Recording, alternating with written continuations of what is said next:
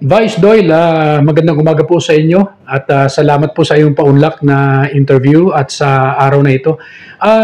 Alamin ko lang po, sino po ba si Doyle Joel Diestro? Para sa mga kababayan ko, ang buong pangalan ko, kasi talaga dito gusto kong sinasabi yung pangalan ko. Nababanggit din yung panggit na ako. Ang buong pangalan ko ay Doyle Joel Marquita Diestro. Ang Marquita ay tubong Polillo Island. Ang lolo ko na si Pipito Marquita ay nagsilbi ding Vice Mayor. Noong 1990 siya nag-Vice Mayor. Ako ang panganay na anak ng yumaong Joel Amando Diestro, dating municipal mayor at vice mayor. Siya ay may, I think, mga 2-term mayor and 2 years siyang, 6 to 7 years na vice mayor ng bayan ng Real.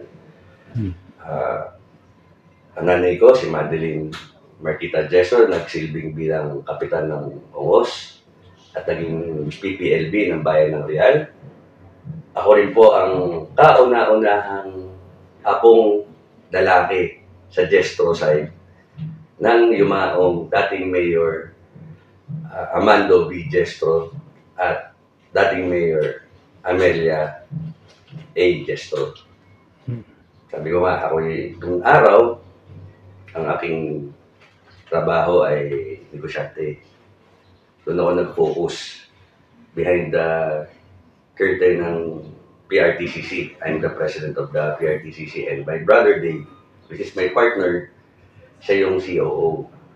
Graduate ako ng Bachelor in Medical Technology sa Centro Escolar University.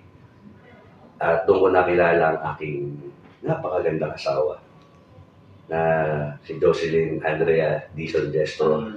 Parehas kaming medtech, nagkakilala kami sa QMCC internship namin.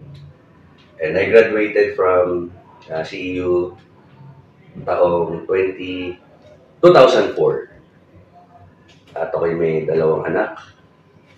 Isang 13 years old, like Andre Diestro. At ang pinakambunso ko, ipinahalan ko sa mahal kong ama at mahal kong kapatid.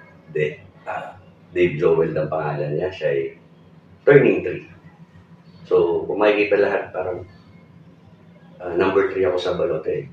Parang magandang senyales lahat.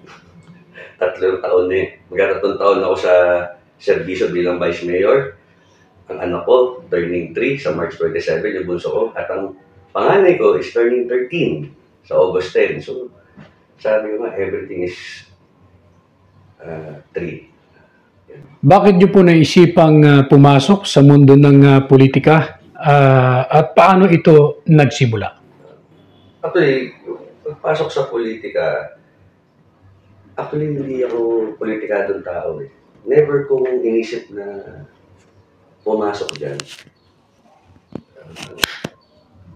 There was a time na before my dad died, nagkakaroon na ng usap kami dalawa.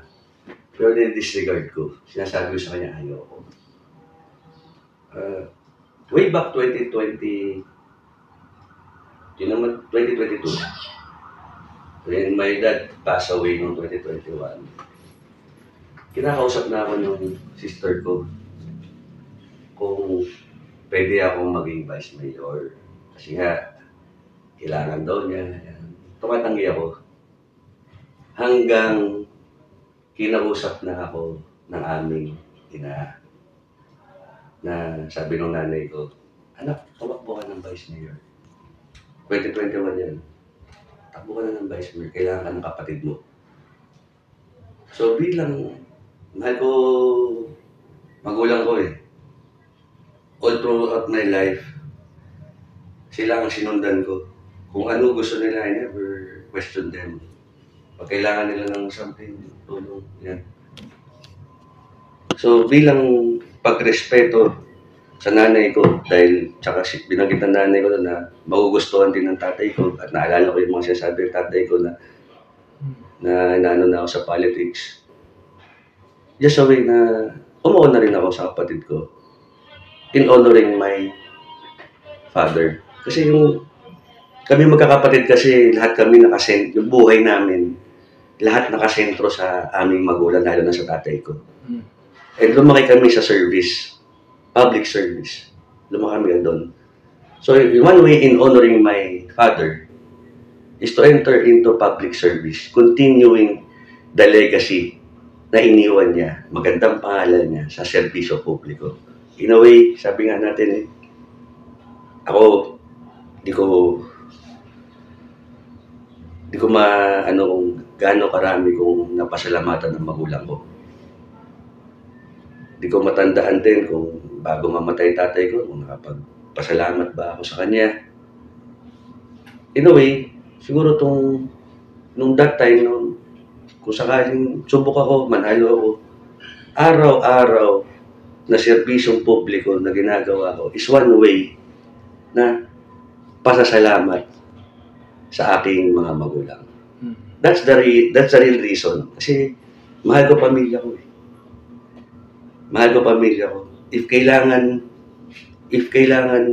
ako ng pamilya ko, nandyan ako para sa pamilya ko. Yun ang totoong dahilan bakit ako tumakbo bilang Vice Mayor noong 2022. At sa kabutihan palad, nag-uwi ako noon.